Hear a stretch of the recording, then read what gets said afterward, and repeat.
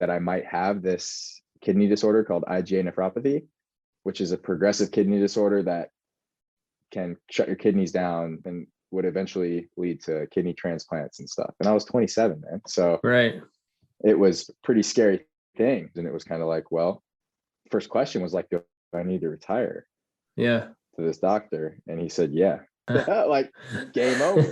And I quickly found peace with, okay, well, I had a good run.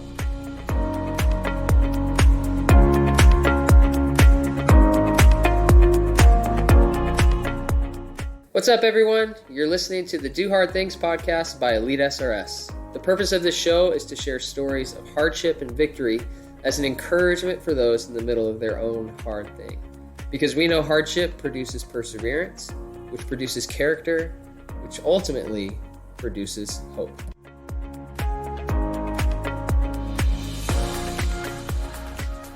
All right, we're official. So I told you, I got to ask, first question, crowdsourced it from our staff. Like, how did the mustache come about? How do you keep it looking so fresh? Oh man. Like, you don't have like the only mustache in CrossFit, but you got a really good one. So hey, I appreciate that. I don't know if my wife shares the same sentiment, but I think a lot of my training partners like it. At least the dudes have all jumped on the stash bandwagon. But no, honestly, it was maybe after the Open. I think it was right after the Open. I had that beard, like probably the biggest beard I've ever had in my life. Yeah. And I was gonna shave it just because it was starting to get warm out and it's just hot. And I was like, oh, I'll do a quarterfinal stash. Like, why not? It's funny. Yep. Like, just try to have fun with it. And then quarterfinals went well, and a bunch of guys like John Colty, Gunner, Shane's growing a little stash. The PT I work with, Brian's growing a stash. So Dwight, one of our coaches, is growing a stash. Yeah. So everybody kind of jumped on the bandwagon, and I was like, well, I think I'll just keep the stash through the season, as long as the season rides. And then obviously if the season goes well, then maybe it'll last till next year. So it could be a staple, but my wife has threatened to shave it in my sleep, which is a real possibility. So we'll see. Just in case people don't really have much context for who you are, because we've got a handful of different audiences that listen, not just the CrossFit community. So when people ask you what you do, how do you answer that question? Yeah. Well, I'm a professional CrossFit athlete. I work out for a living. I am, there's a lot of ways to answer it. I also coach, but predominantly now, I'm a pro athlete.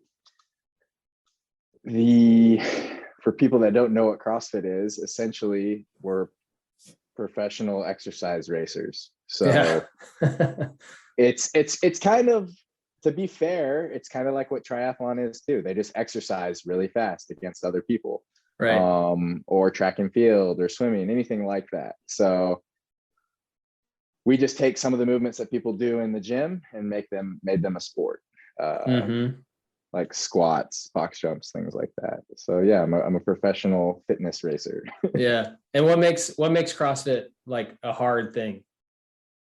Well, obviously the tasks that we do are very difficult from a physical standpoint.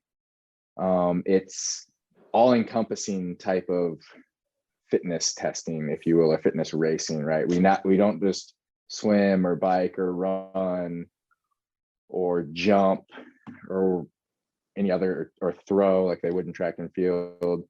We also lift weights. We do gymnastics. We do strongman things like carry sandbags, like you see the guys like the Rogue Invitational did. So we jump rope.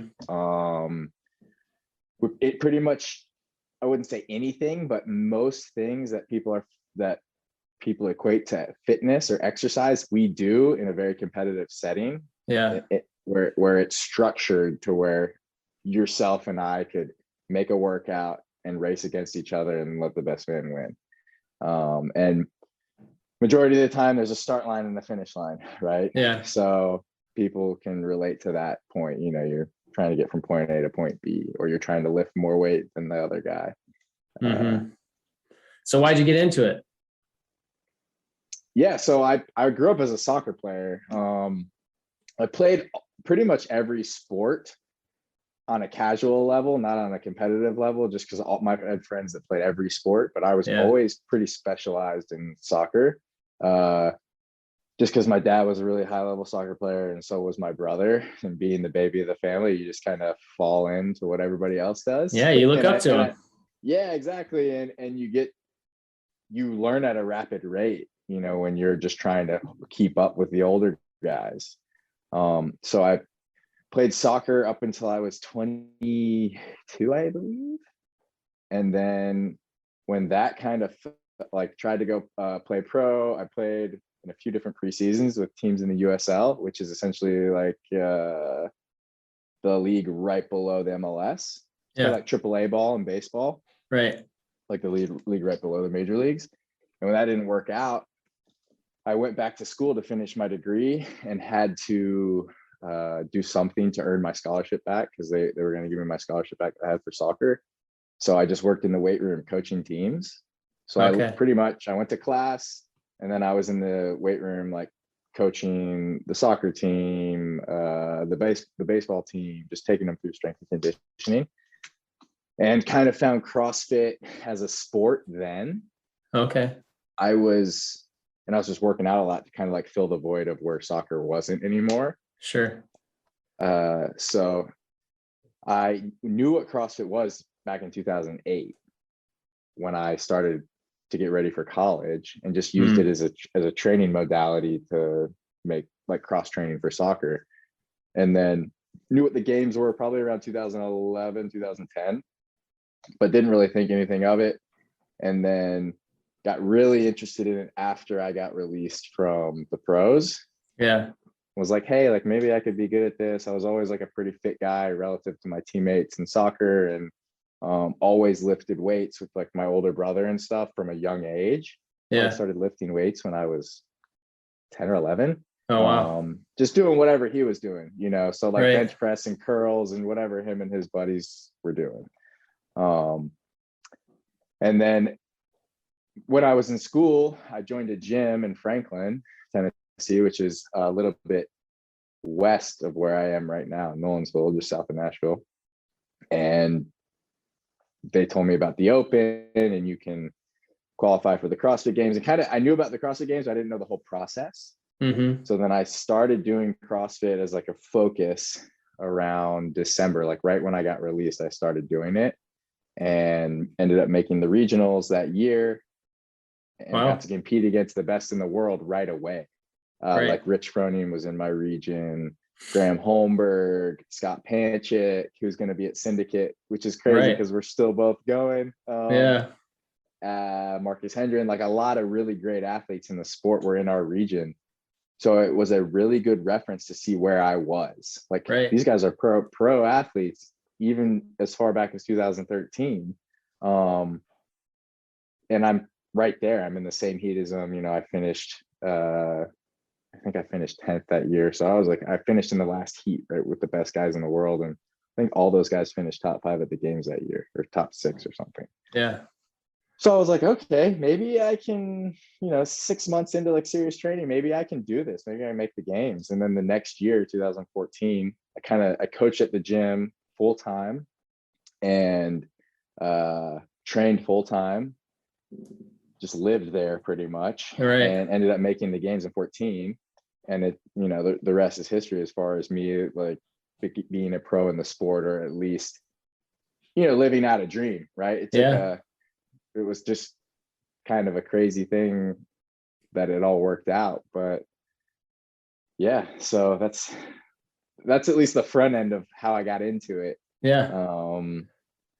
So why? Because that was 2000. Wow, a long time ago. So 2014 was when you made it. 2013 is when you started. So a lot of people, I'm guessing, because you even made the comment, like, it's crazy that we're still going, like have dropped out of it in that time for various reasons, I'm sure. But like, what about it has let you like stick with it? Because it's hard to stick with something like that for a long period of time. I think it's just kind of in me as far as being able to just do, like, I don't know, just set my mind to something and accomplish it. That's just been kind of my process. I have never really put limitations on myself from a psychological standpoint, right? Yeah. You know, there's no reason why I can't go accomplish something. And if I can't, well, then at least I tried, and I'll be at peace with that. Sure. You know, and from an athletic standpoint, that's kind of been the way I've approached those pursuits. And I think it's bled into, you know, just life in general, because you learn a lot of lessons through sport, I believe. But yeah, I think, you know, the time I got into it, from a financial standpoint, it was, you were able to, you know, do it professionally.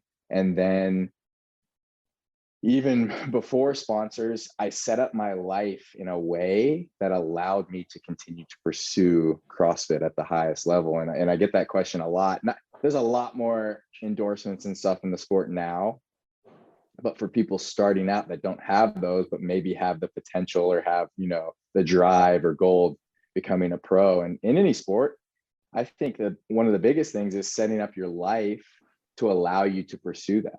And you can't just like quit your job and go work out all day. Like, you have to put food on the table. You got to be able to put gas in your car, and you know, maybe have insurance. I don't know, in case you get sick. Like, and I obviously, you know, I've had a family that instilled those values in me from a young age, and obviously my wife has supported me the whole way, which that can't be overstated, how much having your close-knit group supporting you in a pursuit that's obviously, you know, it's all encompassing. Being a pro athlete it's a selfish pursuit, and that's self-proclaimed, like, I know it is.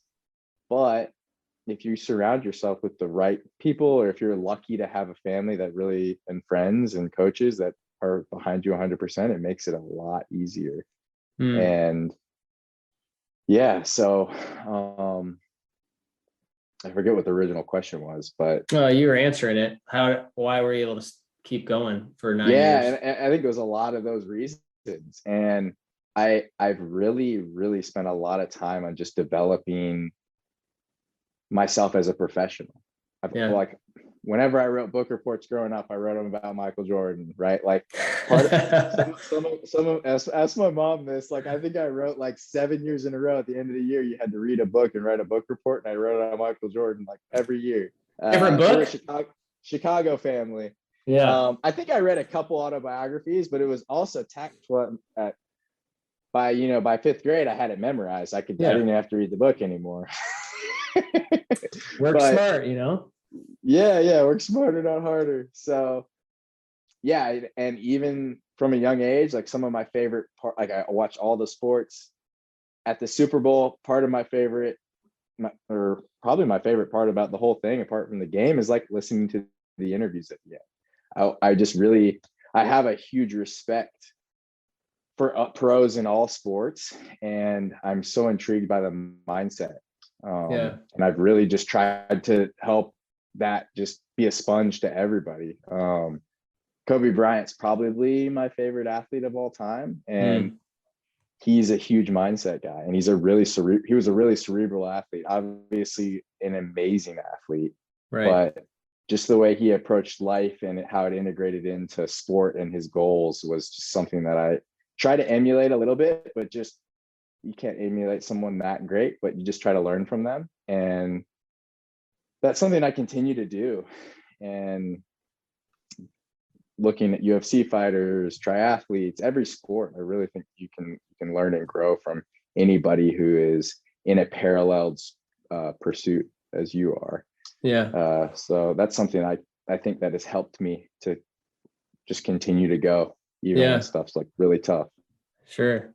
Yeah, you said something that I wanted to come back to. You said, like, you know, you're just going to give it your best effort, and however it turns out, you have peace.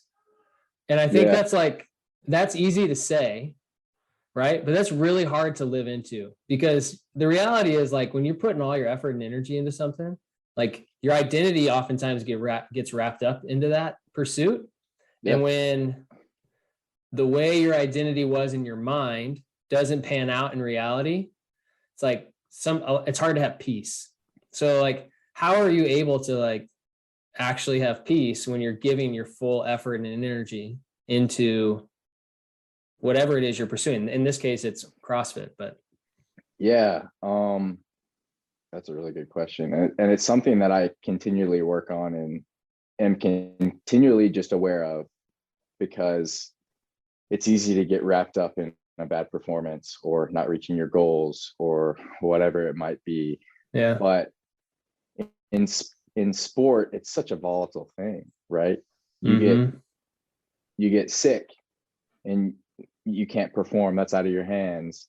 You lose your bag on the way to an event. You got to worry about other stuff. Like, it's just, there's so many things that can be out of your control. I just try to focus on the things that are in my control and performing the best I can on the day. And the result is the result. And that gives me peace. And I don't think I've always been like that. I think that's been something that has developed over time. Just, I've been a high level athlete since I was 16 years old. So, Yeah. Competing on an international stage. So that just doesn't, you're just not one way. Like, I'm way different than I was back then. Sure. And I'll be way different, at the end of my career.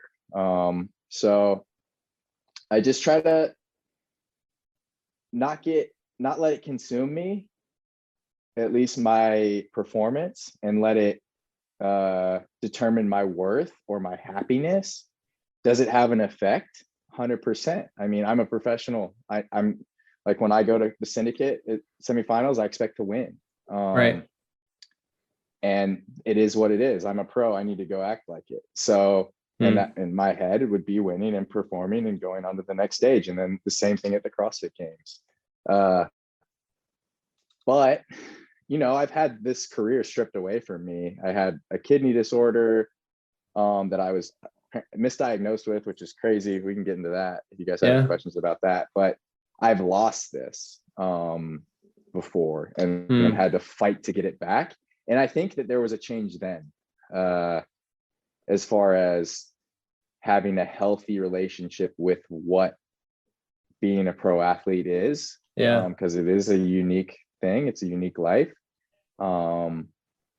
And it's easy to be neurotic or, your identity is your performance, which there's a huge part of me that is an athlete. Like, if somebody asks me the biggest parts of my life, like right behind family and friends is pro sports. And a lot of the times it's blurring the lines about what's most important, to just being honest. Like, it's a 24/7 job. I don't, I've missed a lot of holidays. I missed a lot of birthdays, like, because I had to train or I had to sleep or whatever it was.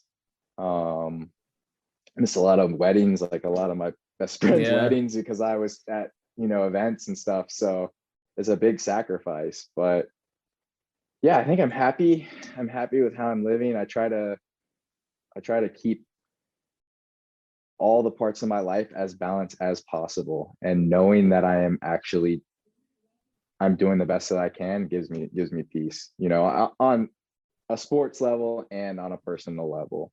Yeah. So I think maybe that's a long-winded answer. Oh, good, man. You gave me some more things to ask about. So let's talk about having it stripped away. Like, I think that sounds like a hard thing. Right. And I mean, that's kind of the purpose of this. I don't know if that's the hardest thing in your life you wouldn't take back, which is kind of my question I wanted to get into, but maybe it is. But regardless, let's just share that story and to let people hear what happened. Yeah. So in 2017, I was at Wadapalooza, which is one of the marquee events in CrossFit in Miami, Florida. And all the best guys and girls in the world go there and compete. It's like an off-season event. And I went into kidney failure the second day of the event. Was admitted to the hospital, Mercy Hospital in Miami. Was told I was in kidney failure and I was put on an IV. And then my nephrologist down there, I forget what his name was. He was very suspicious about how a young, seemingly elite athlete who's very healthy could go into kidney failure after such a short, it was only the second day of the event. And so he took a biopsy of my kidney, and I guess misread the pathology or saw a pathology in there that suggested that I might have this kidney disorder called IgA nephropathy, which is a progressive kidney disorder that can shut your kidneys down in, 2 days, 2 weeks, 2 years. It's kind of unknown and it changes in different people, different ways, but Yeah. that's what he diagnosed me with and would eventually lead to kidney transplants and stuff. And I was 27, man. So Right. it was a pretty scary thing. And I was in the hospital with my wife, and then my mom had flown down. And when I got this news, and it was kind of like, well, first question was like, do I need to retire Yeah. to this doctor? And he said, yeah. And I was like, well, like game over. And I quickly found peace with, okay, well, I had a good run. I played 2 sports at a really, really high level that most people will never get to touch.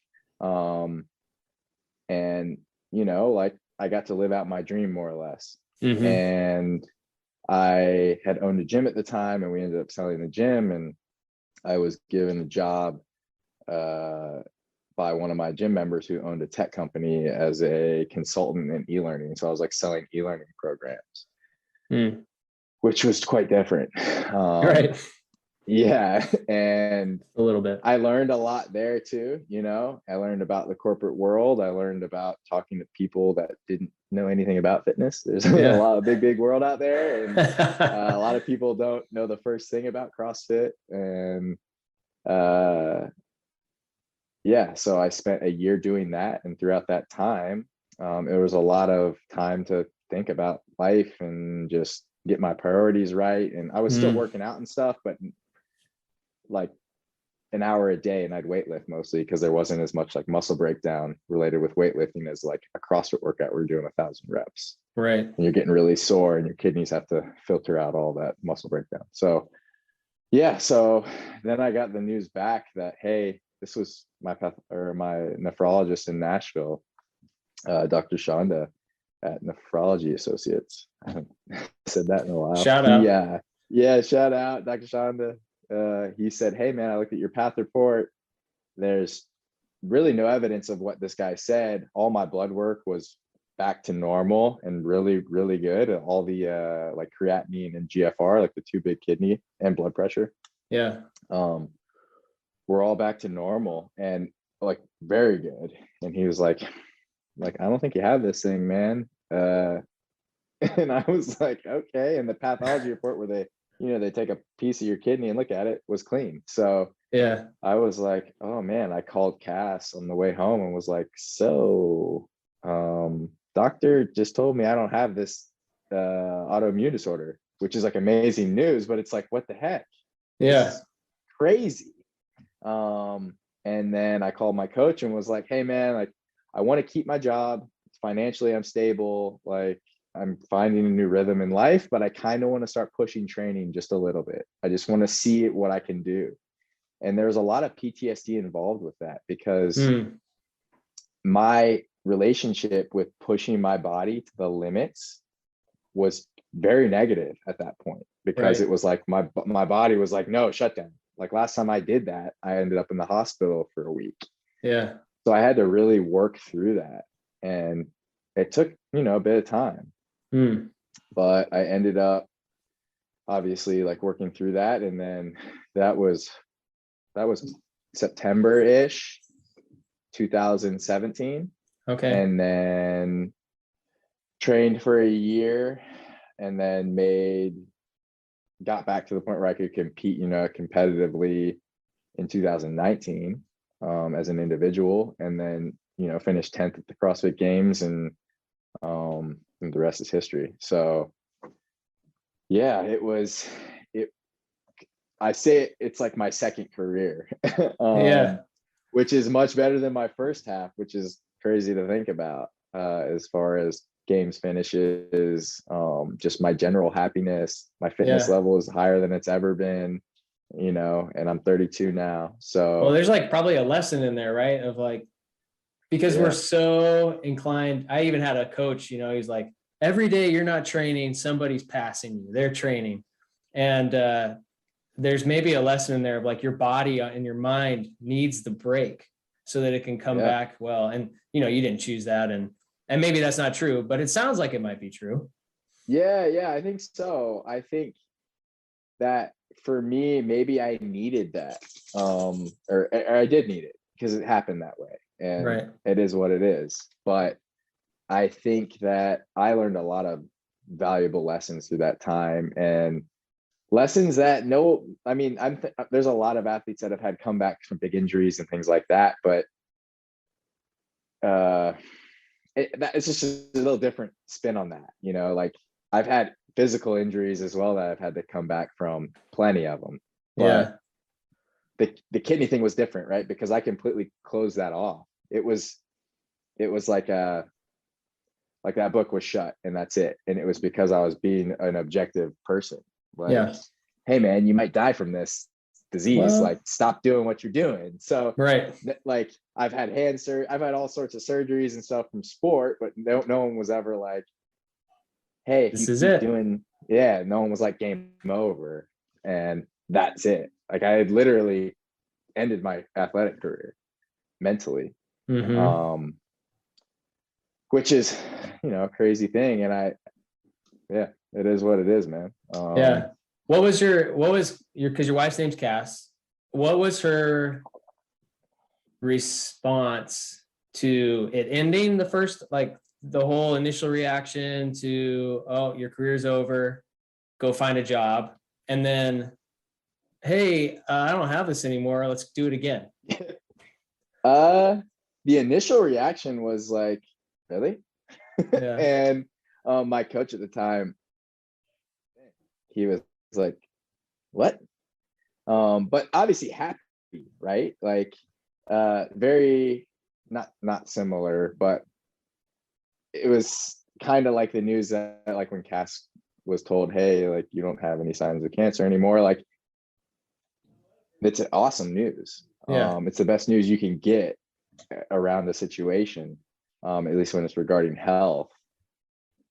But as far as like the reaction of, hey, I think I want to go back and do the thing that brought us here, made me really sick, that was Paul Cass having any like hesitance or anything like that. My mom was like, no, why would you do that? I remember telling her like, hey mom, I'm gonna try and like go down the sport route again, and she was not supportive. Obviously she's a huge fan now, but and even my coach at the time was hesitant to like write programming for me again, because it was like, it's a very damaging sport from a metabolic standpoint. Your body has to process a lot. So he was hesitant, and even the protocols that he was writing for me at the time. But I just kind of had to urge, like, tell everybody I'm going to be okay. It is what it is. And like, this is what I want to do. And we did it all in the right way. And obviously Cass supported me 100%. And I ended up leaving the corporate job, and back at it full time here. I started coaching, like having remote clients, and then had a few endorsements, and got back to competing at the highest level. So you mentioned just now that your wife had cancer. Had keyword. Capital HAD. Underlined, circled, all the things. But I mean, you can't really, I don't know, use like a passing comment just now, but that's kind of like, that's not a passing comment kind of. No. So, well, about it. So I was just like talking to you, but I'm gonna circle it and point it out, and I'm gonna make you come back to it. So can you just talk about that? Like, how many people, first of all, how many people have to deal with that in their lifetime? But then two, like at a really young age. So probably a not expected thing again. 100%. Yeah. So, right after the games actually this past year, in 2021, maybe we went on vacation, and then we got back, and she noticed like a lump, and she told me about it. She's like, I'm gonna get it checked out. And I'm like, yeah, of course. And they ended up doing a biopsy of it. And it was maybe a month after the games, all this happened. And then we got the news that she had breast cancer. So which kind of like flipped us upside down, right? You don't know what stage it is. You don't know, like, you just don't know anything. You just go to the doc and they're like, hey, you have cancer. And you're like, well, what do I do? Like, holy shit, we're young, healthy. Like, it's not like I'm abusing myself a lot more than she is, right? She's got like a healthy fitness regimen. So that was, then we started treatment in October, I believe, was the first chemo treatment. What stage was it? Stage 2A. Okay. So, and they didn't tell us that. I guess, like, we could guess it based off of the size. Yeah. When they did all the scans and stuff, you can kind of place it, but really, from my knowledge, it depends on how much it spread the lymph nodes and things like that. Because that's when things start to get really, really hairy. Yeah. But yeah, so she went through chemotherapy, and then like the hormone treatments they have like really targeted therapies for her specific cancer, which is amazing. Yeah. That they have that science now. And she did that, and she's still doing treatments. But she did all her chemo. They at the end of that, which was one chemotherapy every 3 weeks for 7 weeks, I believe. They go back and evaluate it, and it was like no signs of it, which is amazing. Yeah. And then she went and had a double mastectomy just to make sure, because there's a chance that things come back. There's always a chance that things come back when people have cancer. So we had that procedure done, and then that's when we found out like the exact stage, because they like took out only one lymph node. Okay. Which is good. And then she'll have the final surgery. Sorry, there's a lot. She'll have the final surgery in mid-June, which we spoke about before we got on the air. Which is just with the plastic surgeon, and she'll continue the targeted therapies, which is not chemotherapy, until October, I believe. So it's like a whole year process. Yeah, it'll end up being a little over a year, maybe November. But a lot of these are moving dates because it's based on surgery, and they don't do a lot of treatments around the surgery, both surgeries, just so you can recover, right? Because the medicine that they're giving you is pretty tough. So it'll be a little bit over a year. Prognosis is amazing. We're lucky to have the doctors, and obviously all of our friends and family and people who have supported us, like, have just made this experience a lot better than it could be. And you just don't feel alone, and just the support out from yourself as well has just been really appreciated. And the news is really tough, and much tougher than what I had to deal with. But with my kidney thing, right, and being so young, it's obviously startling, but I do think that, like, some of the stuff we've had to deal with just growing up and been just dealt with a lot of stuff, both of us, made just like getting this news, meeting with doctors, getting a game plan, and doing everything we can a lot. It was just smoother, and it wasn't like,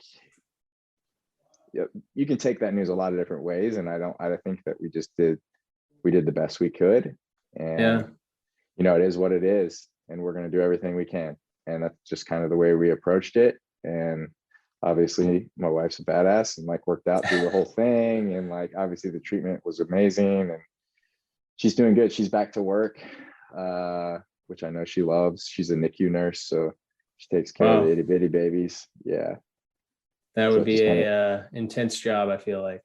I think so. But that's what she loves to do, and so she's back to helping other people. And man, it's been a roller coaster of a year, to say the least, but things are looking up. And we're just super lucky. Not having it happen to you, but happen to your wife, like I mean, kind of really out of your control, right? Like, you can't do anything to fix or change the situation.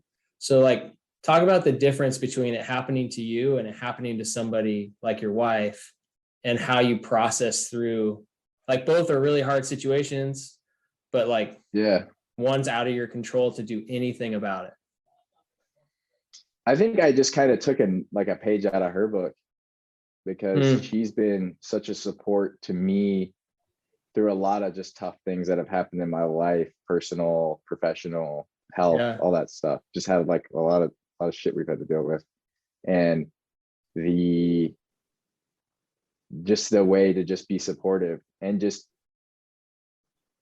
it's not even necessarily like you said, you can't really do anything from like a helping standpoint, like that's with the doctors, but you can just be there to be supportive and talk, and just be a presence of peace. Maybe that's the way to put it, when life's super hectic. And we joke now, we're like, man, like, I mean, we've had to deal with a lot, and like, can't get any worse than this. But like, somehow life yeah, exactly, like, it is what it is, and that's just kind of the way that we've approached things. And we're fortunate that this has all worked out really, really well, and you just support each other through the hard times. And I think not only just from me and my wife's standpoint, supporting each other, again, like, our family and friends are amazing, and not everybody has that. Like, we're super lucky, and I'm aware of that. And even the CrossFit community has made this insanely amazing. Like, just they make cast feel loved, complete strangers. Which is really something that goes a long way. And like, I'm not saying like, if you see somebody with like a shaved head at the grocery store, like, go buy their groceries or something, but like, I think it does feel good to like say, like, just acknowledge things sometimes, like, hey, like, how you doing? Just stuff like that. I know, like, complete strange, like, Caskets messages on Instagram all the time, just like supportive stuff. I don't know how people got our address, but like, we've had random people. That's a problem in and of itself. Yeah. But yeah, so the support's been really amazing, and it's not just me helping. And it's not just my family; it's everybody. So yeah. Talk about for a second. Sorry to interrupt you. You're good. Because my wife, her mom passed away. And I, like, personally, haven't had anything really difficult like that, like what you're talking about, or losing a parent, that I've had to like work through. So I can't speak from experience other than her, where she said, people don't like want to talk about the hard thing. They're like, oh, that sounds like it's almost like, I don't want to have to deal with that hard conversation with you. So like, people just don't talk about it, or you just don't know what to do, so you don't talk about it, right? Like, is it better from your end to have people like just ask questions and show, like, what's the right, like, for people that don't know what to do, when people like are in a difficult situation, what's helpful? Yeah. So here's my perspective. Obviously there's probably there's things you probably just don't need to talk about. Like, my dad died when I was relatively young. And maybe that kind of helped shape my perspective on life and what's important, and just having more of a rational mind. But I mean, we're all going to die. Yeah. Everybody deals with hard things. And like, if one of my friends' parents passed away, I'm usually like the guy they hit up, just because I had to do that at a young age. Like, I was like 21. So I think life experiences, like, there's probably a fine line, but if I experience something tough in life and I can give somebody some support because I've experienced something similar, I should do that. From a sport standpoint, if I go to an event and my nutrition's a little off, and I identify from that experience what I need to fix, and I don't address it and use that knowledge at the next one, what am I doing? Like, so I think we've helped a lot of people deal with life experience. I try to take things like this, or obviously my wife has spoken to a lot of cancer patients now. who are going, like young girls that message her. I think like there's like groups and stuff. And you just help. And I don't think that that's in everybody, but that's something that's in both of us. And, you know, just here to help people if they want it, right? You don't force your experiences on other people, but on numerous occasions, as far as like parents passing away, just because you referenced that, or dealing with cancer or sickness or injuries or anything, I have experience with those things, and that I think could be helpful if people ask me. Yeah. But it is a delicate thing, right? You don't want to like force your experiences and your thoughts on other people in those settings, because it is it can be touchy. So it just depends, I think, on how it happens. But we've definitely been willing to help other people that are going through tough times that we've also gone through. Yeah. So maybe the question, like the poignant, prominent question of this podcast is, what is the hardest thing in your life that you wouldn't take back? And you've just talked about a bunch of hard stuff. So I don't know if, one of those qualified, or maybe there's something that you haven't talked about that actually is like what comes to mind. But I want to ask it just in case there's something else. Yeah, man, no, we pretty much chopped them all right there. Yeah. What's the hardest thing I've dealt with? Or well, that's the way the question's phrased. Like, what's the hardest thing in your life you wouldn't take back? I wouldn't take back anything that I wouldn't take back any of it, man. It's kind of shaped who I am, and who I'm going to be. And, I'm going to have to deal with a lot more hard things that are probably right up with those, Sure. Again in my life. And I think all that's like, that can be framed as negative. And, by and large, a lot of those things are just negative, but you can take positives from them and try to enrich your life or the life of people around you through those experiences. I think the worst thing to do would just to sit and not learn anything, or not use any life experience to enrich the human, like just being a human. And there's ways to even help things like drive you. I know for like a long time, and even now, like when I'm training hard and I'm doing like really, really hard training, being a CrossFit Games athlete, like some of the hardest training that humans do, right?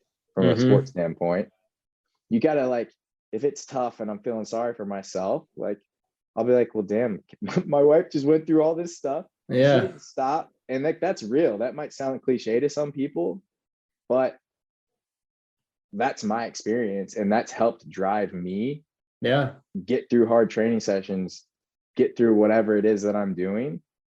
So I think even something just as simple as that, it's just like, it sounds simple in my head, maybe that sounds crazy to other people, but it's driven me. I did the same thing with other life experiences, just through loss or whatever it is. So I just try to take it and change it into fuel, change it into something positive. And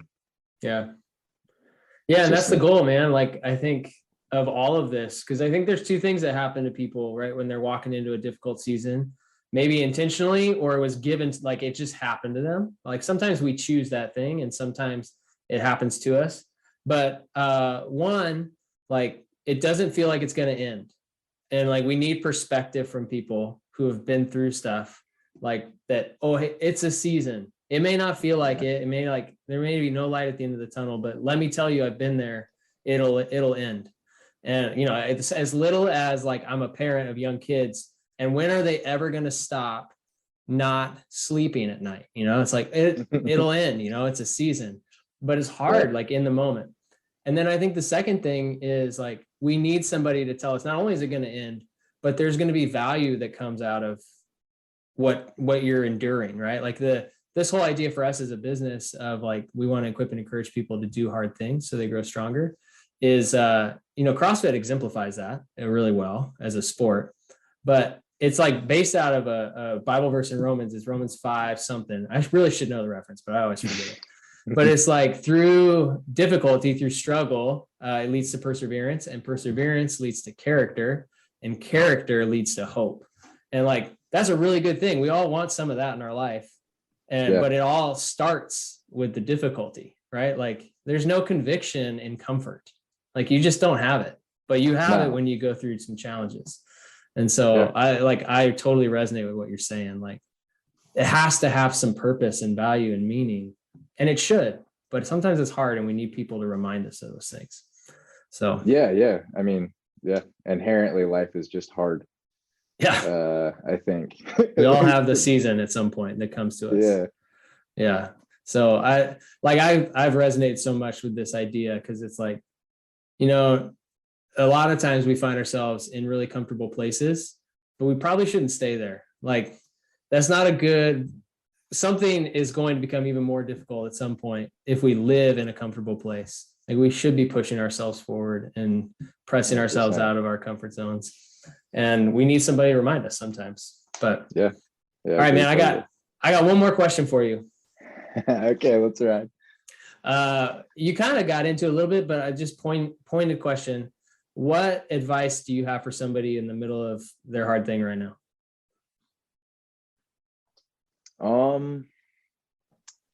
Yeah, if you're going through something that's really challenging or really difficult, just, I don't think, like, don't let your initial emotions dictate how you handle it, right? Sit back, take a breath, make a game plan. I mean, I'm not saying that you don't need to listen to emotions, because those, like, you should, but they're there for a reason. Yeah, they're there for a reason. But I think just try to step away and like have a bird's eye view, which is hard to do. So maybe reach out to a friend that's, you know, you trust their advice, or a family member, and then just start to work through it. That's probably it. I don't know that's just a quick answer. They could probably go back and listen to this. I'm sure I talked on it a little bit, but I just start rambling. But if you're going through a tough time, just I don't know. Yeah, just don't react quickly, unless you have to. And reach out to friends or family, and you know, then you can really have a sound mind around whatever that difficulty is, right? It's kind of how I do it. Don't do it alone, right? Why?